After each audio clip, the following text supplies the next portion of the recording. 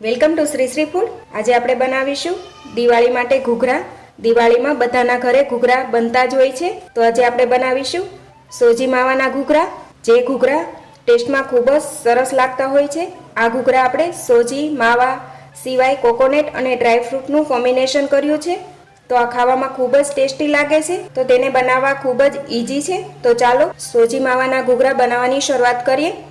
તો તેના માટે અહીંયા મેં 125 ગ્રામ મેંદો લીધેલો છે, 60 ગ્રામ માવો લીધેલો છે, 30 ગ્રામ સોજી લીધેલી છે, 75 ગ્રામ દળેલી ખાંડ લીધેલી છે, 2 ટેબલસ્પૂન સૂકું નાળિયેરનું છીણ, 1/4 ટીસ્પૂન એલચી પાવડર લીધેલો છે, 1 ટેબલસ્પૂન સૂકી દ્રાક્ષ લીધેલી છે, 7 થી 8 નંગ બદામના ટુકડા, 7 થી 8 નંગ કાજુના ટુકડા અને મોણ માટે ઘી લઈશું અને તળવા માટે તેલ લઈશું।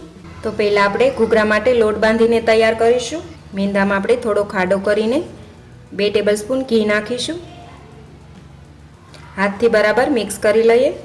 અત્યારે આપણે મેંદો વજનમાં 125 ગ્રામ લીધેલો છે અને તમે કપથી લઈ રહ્યા હોય તો 1 કપ મેંદો લીધેલો છે। આ રીતે મુઠ્ઠી પડતું મોણ નાખીશું। હવે મેંદામાં આપણે થોડું થોડું પાણી નાખી લોટ બાંધીશું। આ મેંદાના લોટને આપણે એકદમ કઠણ બાંધવાનો છે। થોડું થોડું પાણી નાખીને લોટ કઠણ બાંધવા, જેથી લોટ ઢીલો ના થાય। હવે આપણો આ લોટ બંધાઈ ગયો છે, તેને આપણે ઢાંકીને 20 મિનિટ માટે રહેવા દઈએ। ત્યાં સુધીમાં ઘૂઘરા માટેનું સ્ટફિંગ બનાવીએ। તો તેના માટે એક કઢાઈ ગરમ કરીશું, તેમાં આપણે 1 ટેબલસ્પૂન ઘી લઈશું। ઘી ગરમ થાય એટલે તેમાં આપણે સોજી નાખીશું। અત્યારે મેં 30 ગ્રામ સોજી લીધેલી છે, તેને હલાવતા ગોલ્ડન બ્રાઉન શેકીશું। એકદમ ધીમા ગેસ પર સોજીને શેકીને તૈયાર કરવાની છે। હવે સૂજીનો કલર બદલાઈ ગયો છે, હલકી બ્રાઉન સરસ સુગંધ પણ આવી રહી છે। હવે તેને આપણે નીચે ઉતારી લઈએ। નીચે ઉતારી હલાવતું રહેવું, જેથી સૂજી છે તે ઠંડી થઈ જાય। હવે આ સોજી એકદમ સરસ રીતે ઠંડી થઈ ગઈ છે। હવે એક બાઉલ લઈશું, તેમાં આપણે દળેલી ખાંડ નાખીશું। અત્યારે મેં દળેલી ખાંડ લીધેલી છે, તમે બુરું પણ લઈ શકો છો। હવે તેમાં આપણે સોજી નાખીશું। ફરી આપણે તેજ કઢાઈ લઈશું, તેમાં ડ્રાયફ્રૂટ નાખીશું। બદામ અને કાજુ બંને સાથે આપણે શેકીને તૈયાર કરીએ। બંનેને લગાતાર હલાવતા 1 થી 2 મિનિટ માટે શેકી લઈશું, તેનાથી તેનો સ્વાદ અને સુગંધ બંને વધી જશે।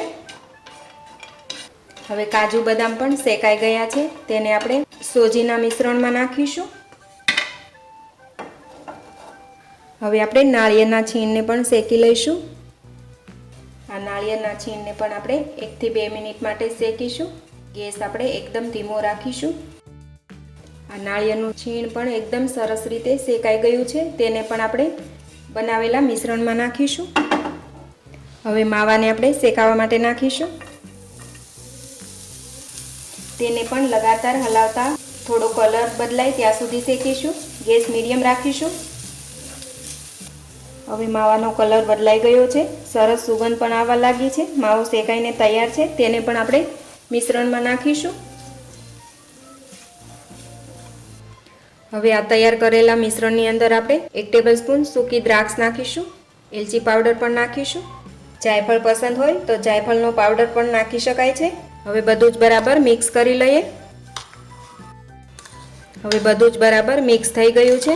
આ સ્ટફિંગ તૈયાર છે। હવે લોટ પણ આપણો તૈયાર છે, તેને આ રીતે થોડો મસળી લઈએ। લોટને આપણે આ રીતે લાંબી લોઈ બનાવી લઈએ। હવે તેમાંથી નાના નાના લુવા બનાવીશું। આ રીતે બધા જ લુવા બનાવીને તૈયાર કરીએ। હવે આપણા બધા જ લુવા બનીને તૈયાર છે। આ લુવાને આપણે ઢાંકીને રાખીશું, જેથી સુકાય નહીં।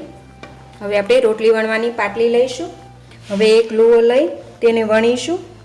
આપણે એકદમ પાતળી રોટલી વણીશું। આ રીતે લોટ આપણો બરાબર બંધાયેલો હશે તો આપણે વણતી વખતે કોરા લોટની અથવા તો ઘીની જરૂર નહીં પડે। આ રીતે જ આપણે એકદમ આસાનીથી વણી શકાય છે। હવે આપણી આ એક પાતળી રોટલી વણાઈ ગઈ છે। આ ઘૂઘરા બનાવવાનું મોલ્ડ લીધેલું છે, તેનાથી ઘૂઘરા જલ્દીથી બની જશે અને એક સરખા બનીને તૈયાર થશે। પૂરી આપણે મોલ્ડની અંદર મૂકીશું। પૂરીનો નીચેનો ભાગ હોય એ ઉપર રહે એ રીતે મૂકીશું. આ પૂરી આપણે મોલ્ડ ઉપર આ રીતે મૂકીશું. હવે તેમાં આપણે 2 ટેબલસ્પૂન સ્ટફિંગ મૂકીશું.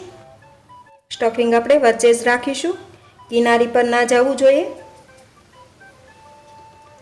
હવે ફરતી બોર્ડર પર પાણી લગાવી દઈશું. હવે મોલ્ડને આપણે બંધ કરી દઈએ. આ રીતે ફરતું બરાબર પેક કરી દેવું. એક્સ્ટ્રા લોટ છે તેને નીકાળી લઈએ. હવે આપણે મોલ્ડ ખોલીશું. હવે આપણે ઘૂઘરાને નીકાળી પ્લેટમાં મૂકીશું. તો આ રીતે બધા જ ઘૂઘરા બનાવીને તૈયાર કરીશું.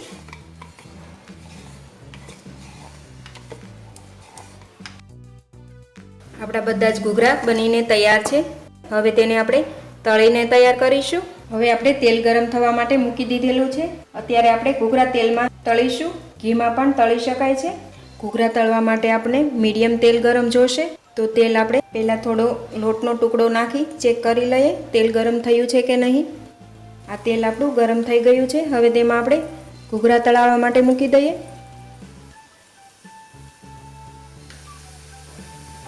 નીચેથી થોડા તળાય એટલે તેને આપણે પલટાવી લઈએ.